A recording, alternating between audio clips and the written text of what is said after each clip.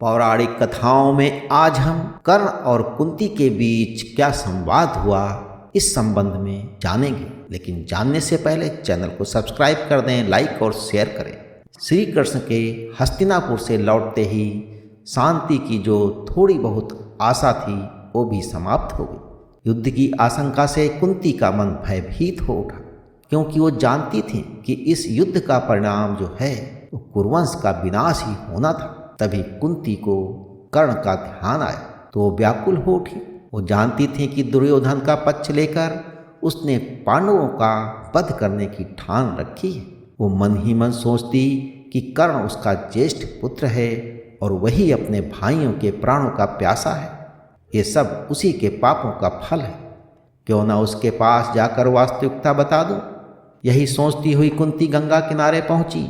वहां कर्ण प्रतिदिन प्रातःकाल के समय सूर्य की आराधना किया करता था। कुंती ने उसे देखा। कर्णपुर की ओर मुँह खड़े, हाथ जोड़े हुए ध्यानमग्न जल में खड़ा था। कुंती चुपचाप उसे खड़ी देखती रही। प्रातः से मध्याह्न होने तक कर्ण उसी तरह खड़ा रहकर जप करता रहा। सूर्य की प्रखर रश्मियां उसके तेजस्वी चेहरे पर पड़ती रही। मध्याह्न के उपरांत कर्ण का जाप पूरा हुआ तो गंगा से बाहर आया। उसने बड़े आश्चर्य से राजकुल की माता कुंती को तपती दोपहरी में खड़े देखा। कर्ण ने विनम्रता के साथ कहा, राधा और सारथी अधिरथ का पुत्र कर्ण आपको प्रणाम करता है। आज्ञा कीजिए, मैं आपकी क्या सेवा करूं।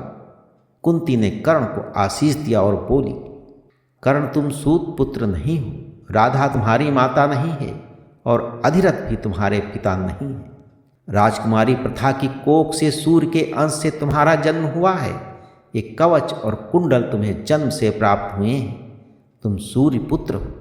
मुझे दुख है कि तुम अपने भाइयों को पहचान नहीं पाए। दुर्योधन के पक्ष में होकर तुम अपने ही भाइयों से शत्रुता कर रहे हो। माते, आपने मेरे जन्म के रहस्य को मेरे सम्मुख खोलकर मुझ पर बड़ा भारी उपकार किया है। कर्ण हाथ जोड़कर बोला, परंतु आपकी ये बात कि मैं अपने भाइयों से शत्रुता कर रहा हूँ धर्म विरुद्ध है। यदि मैं आपके कहने पर अधर्म करने लगूं तो मेरा क्षत्रिय धर्म नष्ट हो जाएगा। मैं जानता हूं कि बचपन में तुमने मुझे लोक निंदा के भय से जल में बहा दिया था। जीवन भर मैं सूत पुत्र बनकर जिया हूं। राधा और अधिरथ ही मेरे माता पिता हैं और जिसने मुझे मित्र कहा वो दुर्योधन मेरा मित्र है। मेरा रोम रोम उसका ऋणी है।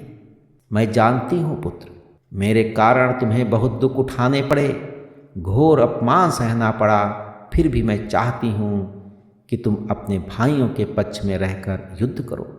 तुम युधिष्ठिर से बड़े हो। वीरता से लड़कर जो राज्य प्राप्त होगा तुम ही उसके राजा होगे। सारी प्रजा और तुम्हारे भाई तुम्हारे सामने शीश झुकाएंगे और तुम्हारी आज्ञा मानेंगे। नहीं माते, मित्रता के सामने राज प्रलोभन मेरे लिए अर्थहीन है।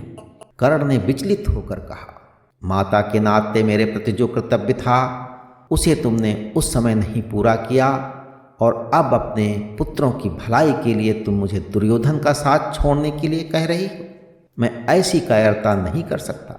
मैंने जिसका नमक खाया है, जिसने मुझे धन संपत्ति और राजकीय मान दिया है, उस धृतराष्ट्र के पुत्रों का संकट के समय साथ छोड़ दूं? नहीं, मैं ऐसा कदापि नहीं कर सकता।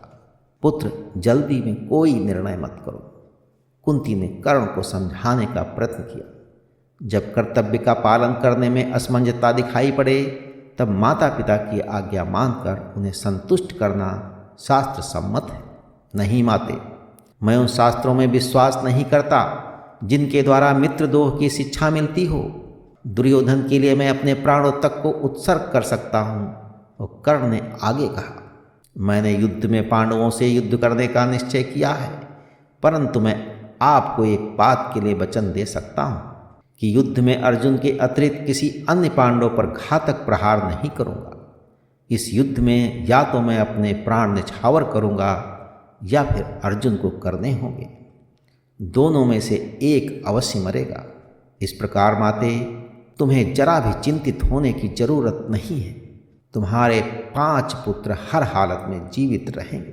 कर्ण की बात सुनकर कुंती ने एक दीर्घ श्वास छोड़ी और आगे बढ़कर कर्ण को हृदय से लगा लिया।